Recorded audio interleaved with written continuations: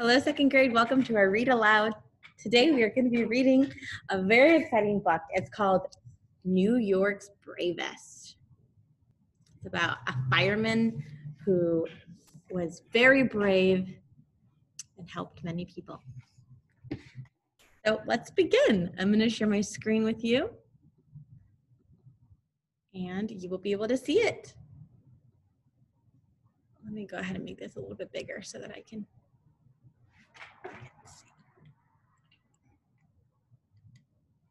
Okay. Here we are, New York's Bravest.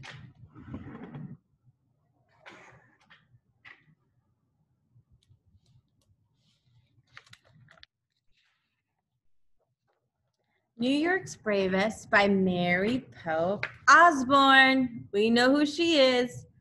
She writes all of our Magic Treehouse books. It says, to the memory of the 343rd New York City firefighters who gave their lives to save others on September 11th, 2001. So the author wrote this to say thank you to all of those firefighters that died on 9/11.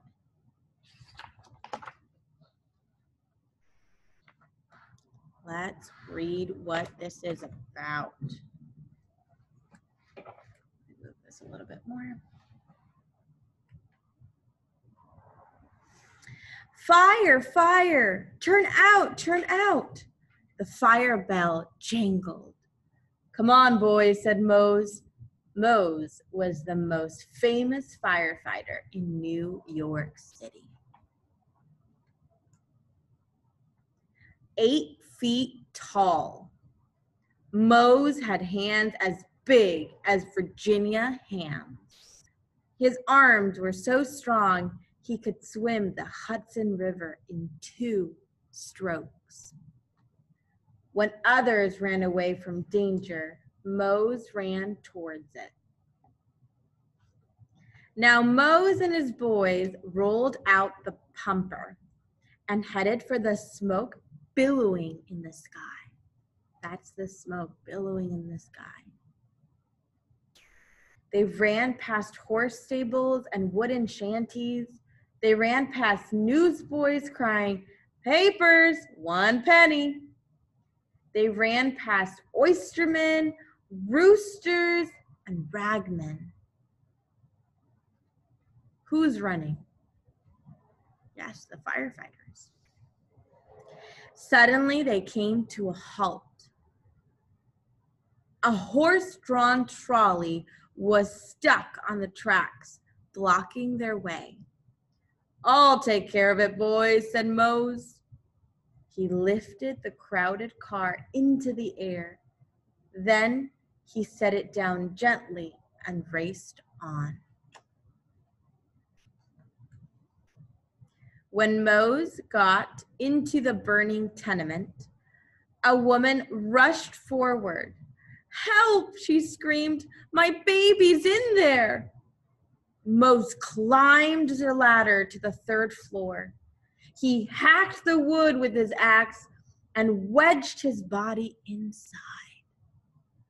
Moments later, he appeared, coughing and covered with soot.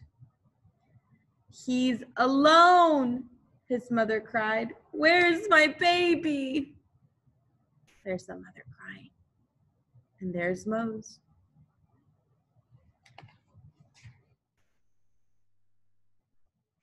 As Mose started down the ladder, it caught fire. But Mose leapt through the air and landed on his feet. Then he reached in his hat and pulled out the baby. Thank you, the mother cried. Just doing my duty, ma'am, said Mose. The mother baked Mose all the pies he could eat. To show their thanks, folks always gave Mose food and drink. Barrels of cider and coffee, bushels of oyster and potatoes, mountains of beans and eggs. Look at all the food they gave Mose for being so brave.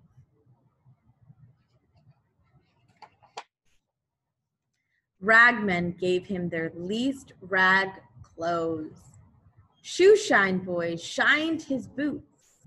Everyone knew if they ever needed help, they could count on Mose. For years and years, Mose ran uptown and downtown, east and west, putting out fires in tenements, mansions, factories, and stores.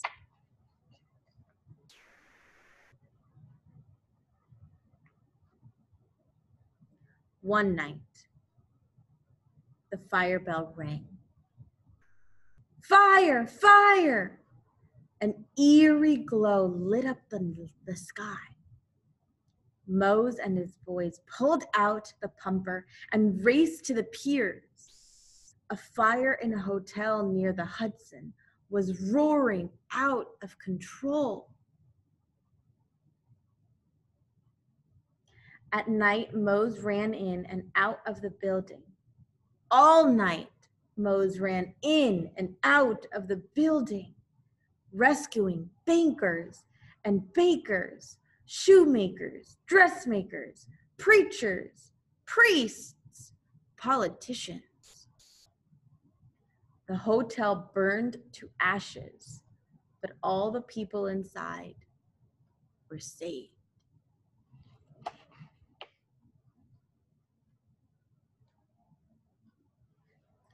As the sun came up, Moses' boys packed up to leave.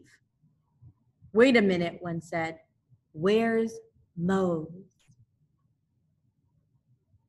The firefighters looked around. They all stared at the burned out hotel.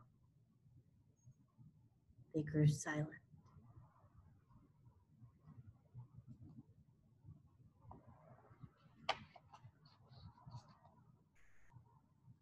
I know, one said finally. He must have jumped in the river. Yeah, that's it, said another. He must have swam to Jersey. Yeah, I bet he's having a big plate of beans and eggs right now. Yeah, beans and eggs. We'll see him tomorrow. Yeah.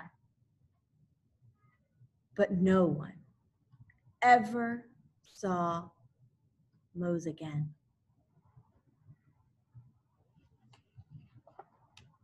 What do you think happened to Mose? Yeah, I think Mose gave his life during that fire to save all those people, right?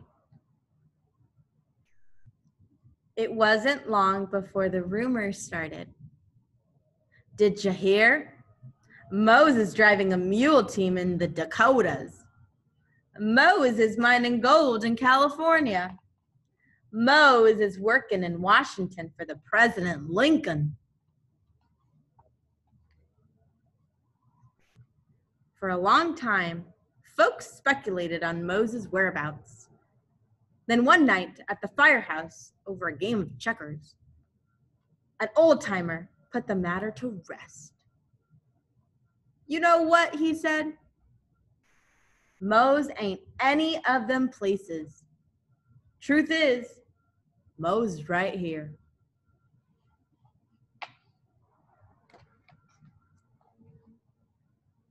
He's marching with us in our parades. He's kicking up his heels at our fancy dances. He's skating by the moonlight on the ice pond in the park. And whenever we climb our ladders towards a blazing sky, he climbs with us.